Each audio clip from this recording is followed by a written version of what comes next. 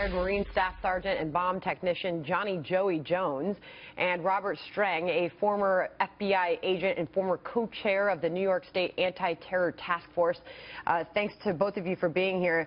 Joey, I'll start with you first. Can you tell us what you make of what you have learned so far about the explosive device that was used and carried out in this attack? Absolutely. Well, to begin with, what we have to acknowledge is what we don't know, and that we don't know very much at all, actually.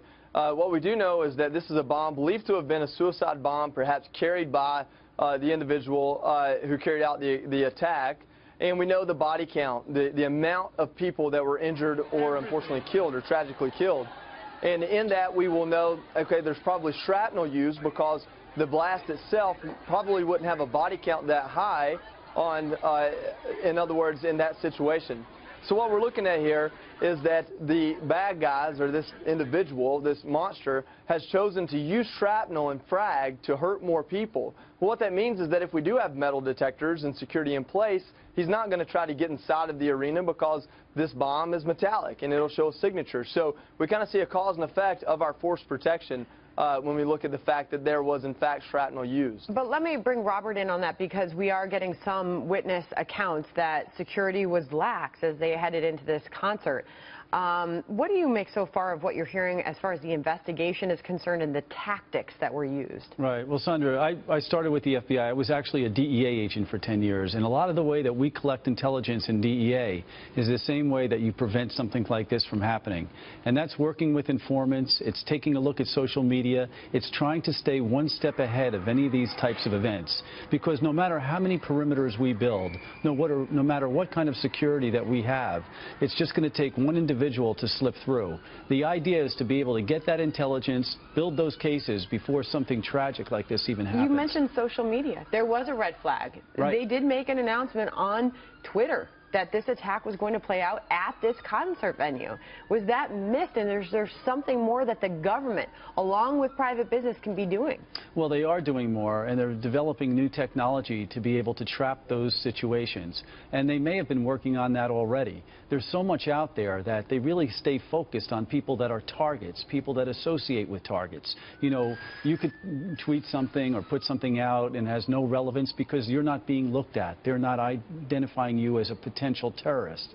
So, you know, you've got to build these cases from the beginning. You've got to add on the associates. They get bigger and bigger. You just can't go out there with a wide net and try to, you know, identify everything that everybody does. We'd never get anywhere. And Joey, we find ourselves asking where we are at in this fight, this long fight that is Absolutely. Against ISIS and these terrorists. I want to play the sound of John McCain, Senator John McCain, talking about just that and get your reaction. We're in a long twilight struggle with this radical extremism, this perversion of an honorable religion. I do not know anything about laptops, okay, and I have not been briefed. But it's interesting to me that we continue to read in the media that maybe we're going to ban them from aircraft, I mean, so from airliners. That can only lead to one conclusion, that maybe they're working on that kind of technology. Joey, you say that there's a harsh reality that we all need to accept here, and that is if the enemy does everything right and is willing to die to execute, they will. Absolutely. In the bomb tech field, the EOD field, that's one of the first things we have to accept. But what that means is that if we understand if the enemy has the will, the information, and will die in execution to make something happen, we have to play into their mistakes. We have to look for their mistakes. We have to be incredibly lenient on human intelligence, but even more than that, we have to look for the key identifiers out there that says this person is going to do something bad and then act on that. At the end of the day, when you use household goods to attack choke points like security, you're not going to be able to defeat that regularly or every time. But you can defeat the outreach to young people that are desperate and become suicide bombers. And more importantly, you can begin to follow the line of intelligence and get in front of these things before they happen. I think we do a pretty good job at it, but I think we have to understand this fine line between freedom and a free society to go do what you want, and security. We can't start restricting ourselves under the guise of security. We have to live our lives. I hope Ariana Grande plays to 100,000 people next week, and we keep living our lives the way we should. All right, Johnny Joey Jones, good to hear from you, and Robert Strang, good to hear from you as well. Thank you, Sandra.